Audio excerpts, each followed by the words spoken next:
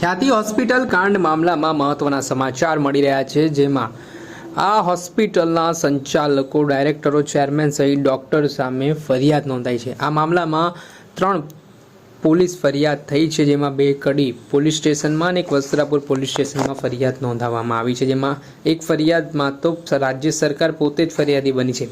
ઘટનાની વિગતે વાત કરીએ તો ખ્યાતિ હોસ્પિટલ જે અમદાવાદ ખાતે આવેલી છે, તે થોડાક દિવસ પહેલાં કડી તાલુકાના બોરીસણ ગામમાં એક મેડિકલ કેમ્પનું આયોજન કરે છે। આ કેમ્પમાં ત્યાંના મોટી સંખ્યામાં સ્થાનિક જે ગ્રામજનો છે તે ઉમટી પડે છે। તેમાં 19 જેટલા લોકો પાસે પ્રધાનમંત્રી જન આરોગ્ય કલ્યાણ યોજનાનું કાર્ડ હોય છે, જેમાં આ ખ્યાતિ હોસ્પિટલના જે ડૉક્ટરની ટીમ હોય છે તે કહે છે કે તેમનું ચેકઅપ સારી રીતે કરાવવું હોય તો તેઓ અમદાવાદ ખાતે આવી જાય, ને એ માટે એમ્બ્યુલન્સની વ્યવસ્થા પણ છે તેવું કહીને અમદાવાદ ખાતે લાવવામાં આવે છે। ત્યારબાદ આ દર્દીઓને કોઈપણ પ્રકારે તેમના પરિવારને જાણ કર્યા વિના તેમના હાર્ટનું ઓપરેશન પણ કરી દેવામાં આવે છે।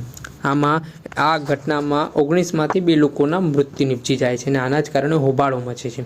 આ ઘટનાની જાણ થતાં જ દર્દીના પીડિત પરિજનો છે તે ખ્યાતિ હોસ્પિટલ ખાતે દોડી આવે છે અને ત્યારબાદ તેઓ દ્વારા હોસ્પિટલમાં તોડફોડ પણ કરવામાં આવે છે। તેમનો આક્રોશ 7મા આસમાને જોવા મળે છે।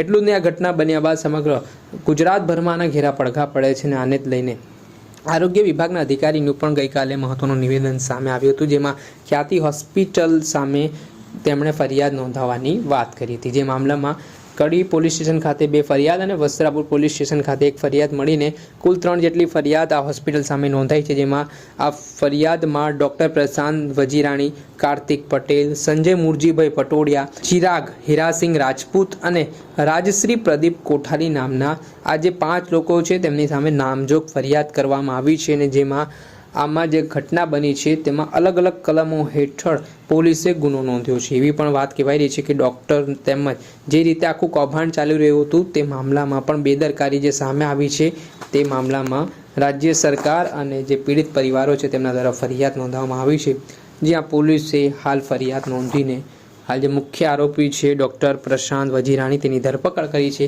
જ્યારે અન્ય આરોપીઓ છે તેમને પણ પકડવા માટેના તપાસના ચક્ર ગતિમાન કર્યા છે। દર્શક મિત્રો, એન કવરેજ ન્યૂઝને આપ લાઇક કરો, સબસ્ક્રાઇબ કરો અને શેર કરવાનું ભૂલતા નહીં।